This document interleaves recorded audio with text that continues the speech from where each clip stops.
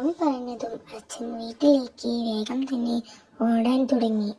അമ്മുവും അപ്പുവും മുത്തശ്ശനും അവരുടെ ഒരു ബന്ധുവിന്റെ വീട്ടിലായിരുന്നു. അച്ഛൻ മുത്തശ്ശന്റെ അടുത്തെത്തിയതും മുത്തശ്ശൻ പറഞ്ഞു, ഗ്രാമത്തിലെ അവസ്ഥ വളരെ മോശമായപ്പോൾ ഞാൻ ഇവരെയും കൊണ്ട് ഇങ്ങോട്ട് വന്നതാണ്. അപ്പോൾ അച്ഛൻ ചോദിച്ചു, കുട്ടികൾ എവിടെ? മുത്തശ്ശൻ അച്ഛനെ റൂമിലേക്ക് കൊണ്ടുപോയി കുട്ടികളെ കാണിച്ചു കൊടുത്തു. മുത്തശ്ശൻ ചോദിച്ചു, അവിടെ എന്തായി? സ്വാമി ആ പ്രേതത്തെ നശിപ്പിച്ചോ? അച്ഛൻ പറഞ്ഞു, ഇല്ല, ആ പ്രേതവും യുദ്ധം ചെയ്തുകൊണ്ടിരിക്കുകയായിരുന്നു. ഒടുവിൽ പ്രേതം നശിച്ചു. അവൾ വീണ ഉടനെ തന്നെ അവൾ ചെറുതായപ്പോൾ സ്വാമി അവളുടെ അടുത്തേക്ക് നീങ്ങിപ്പോയി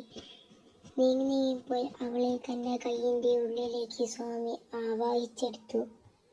അത് കഴിഞ്ഞതും സ്വാമി തന്റെ ഫോൺ എടുത്ത് അച്ഛനെ കാര്യം വിളിച്ചു പറഞ്ഞു. ഫോൺ കട്ട് ചെയ്ത ശേഷം സ്വാമി അവിടെ നിന്നു നടന്നു മന്ത്രങ്ങൾ ചൊല്ലി അവിടെ നിന്നു പോകാൻ തുടങ്ങി.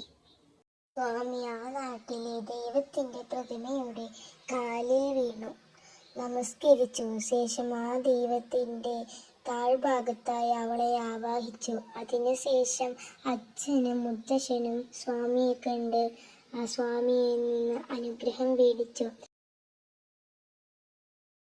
സ്വാമി അച്ഛനോട് പറഞ്ഞു, നിങ്ങളുടെ ഭാര്യ ഇപ്പോൾ ഈ ലോകത്ത് ജീവിച്ചിരിപ്പില്ല. വിഷമിക്കരുത്, ക്ഷമയോടെ മുന്നോട്ട് പോവുക. അച്ഛനും മുത്തശ്ശനും സങ്കടം താങ്ങാൻ കഴിഞ്ഞില്ല. അച്ഛൻ അപ്പോൾ തന്നെ നിലത്ത് വീണ് കരയാൻ തുടങ്ങി. കൂടെ മുത്തശ്ശനും നിലത്ത് വീണു കരയാൻ തുടങ്ങി. പിന്നെ രണ്ടുപേരും എണീറ്റു നിന്നു. ശേഷം സ്വാമി പറഞ്ഞു, നിങ്ങൾ അവളെ ഓർത്ത് വിഷമിക്കരുത്, ക്ഷമ കൈക്കൊള്ളുക.